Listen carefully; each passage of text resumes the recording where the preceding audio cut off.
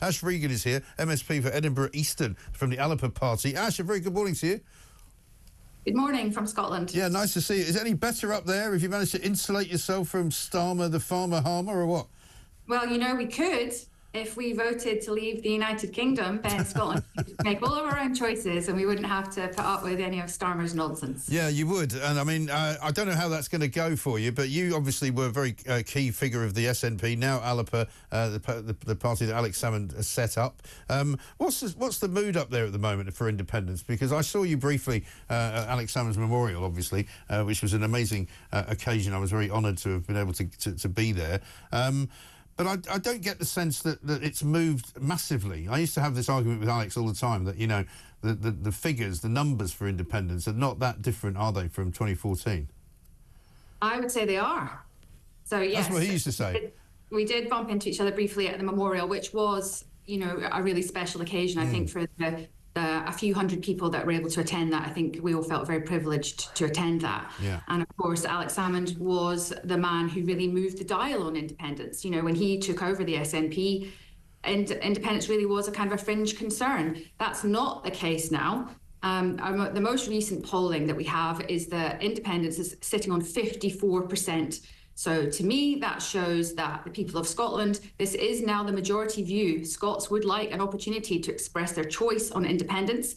I have an idea about how we might do that, but that's one of my great disappointments with the current SNP leadership is no plan for independence, no strategy, no one's talking about it. You know, we're not making the case, and we should be doing that. The electorate want to hear exactly. I've been watching a little bit of your show before I've come on this morning. You know, the UK is facing some very serious challenges right now. Yeah.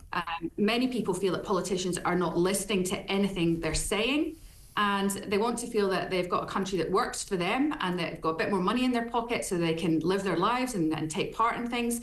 And unfortunately, the UK doesn't feel like that right now. So I think Scotland has an opportunity here to potentially go in a different direction. And would you say that if those numbers are right, it's jumped from, say, 46 to 54%? I mean, that's quite a big jump. I mean, what would you say is responsible for that? I think it's mainly people looking at, you know, if you look around Europe and especially our nearest neighbours, you can see there's a number of countries that are very similar to Scotland in terms of the size, you know, similar demographics. Less resources, though, which is a key point to Scotland, and they're doing better than Scotland. I think, you know, the electorate in Scotland are very intelligent. We're a highly educated population. You know, they can see the same as anyone else can. Scotland's being held back by being part of the UK. I think Scotland would like to take choices that would benefit Scotland, you know, Scottish-specific decisions. We know the UK's, you know, it's very unequal in terms of infrastructure spending and development. So it'd be a great opportunity for Scotland to make choices that really benefit us. We don't have to think about other parts of the UK. We can make a strides forward in looking after our own population and using our resources to benefit our own people. And do you think you've got enough of a tax base to sustain all of that?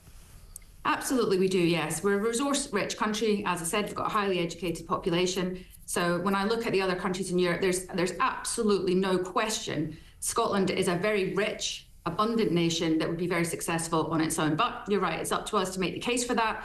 We need a democratic event.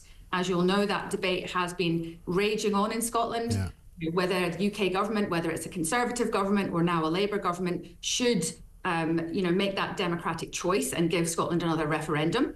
In the absence of that, because obviously neither the Conservatives or the Labour government have said that they want to do that, and my view on why they want to do that is they don't want to hear what the Scottish people or their judgment, you know, the Scottish people's judgment on their leadership would be, is that we could just use elections. So that's my plan going forward, that you could use, we have elections coming up, the Scottish elections in 2026, and you could use those. In Scotland, we get 2 votes for that election. So we have the first vote is for your constituency representative, and that's in the normal, you know, Westminster way of the first past the post. And then we have a second vote where you can vote for the regional list. In the past, it has been the case that on that regional list, all the pro-independence parties together have got over 50% of the vote. So I'm suggesting that if that happens again, and if the Scottish public vote and there's more than 50% of the on the list vote, that we go straight down to London and we start talking to the UK government about Scotland exiting the UK. The other thing you could do is what Nicola Sturgeon suggested, which was the next time there's a Scottish Parliament election, if the SNP is elected, then that is a vote essentially for independence. And so that also gives you the reason, which also would lead you to the other question, which is if Anna Sarwar wins and starts to govern Scotland as Labour, then presumably that means independence is dead in the water then. Well, that has been the policy of the SNP, you know, that if they got a majority, that they would see that. I think perhaps the way to describe that more is a moral mandate. So they would see that as a moral mandate. Yeah. You could then negotiate with the UK government, I suppose in the way that Alex Salmond did with David Cameron when he asked for the original referendum. And you would ask for a referendum and you would take that forward. I think that is one of the issues with the Scotland Act, that we don't have the same setup that they have in Northern Ireland, where there is an opportunity to have, in their case, a border poll every so many years. We don't have that here, but I would say, to my mind, that a political generation most certainly has passed, and this is not going to go away. So I think that we should take things into our own hands. I'm not one for sitting back passively. I'd rather we just get on with it, give Scotland the opportunity to have their say. And there was a lot said at Alex's memorial, not least by a couple of people in your own party, but you know, by many others, that, you know, the independence movement, if it's to be successful, has to be together. So that Alba would have to somehow line up with the SNP or behind them or in front of them. And do you see any chance of that happening? Well, I don't think you would need to necessarily have, you know, electoral pacts are sometimes spoken about, aren't they, where you know, wouldn't stand somewhere to allow somewhere else to stand. I don't think it necessarily has to be like that. But yes, I agree. You know, they always say a divided house cannot stand. And whilst I think there's nothing unusual in countries that have an independence movement to have multiple parties, you know, maybe 4 or 5 different parties that want independence, but they're different. You know, they have different policies on the economy, for instance, or, you know, that type of thing. That's not unusual. So the plan that I'm suggesting wouldn't mean that we all have to be the best of friends, but it would mean that we all have to adhere to a strategy that would take us, you know, to give us that progress on independence that I think the voters and the independence movement are wanting. And what about Humaza Yusaf? He's announced he's stepping down. He's not going to run for office any longer. He's going to apparently go off and take up a role on the global stage, solving problems around the world and creating peace. What do you make of that? Well, I obviously stood against him last year in the SNP leadership contest because I wasn't convinced, I have to say, that Humaza was the right person to take the case for independence forward, and I was right in that. So unfortunately, we had a bit of a lost year in Scotland under his, well, I don't know if I would call it leadership. No, anyway. No, there he is on a scooter again. I'm sorry, we always play that whenever we talk about him. I can't help it. It just because it kind of sums up his leadership, really, doesn't it?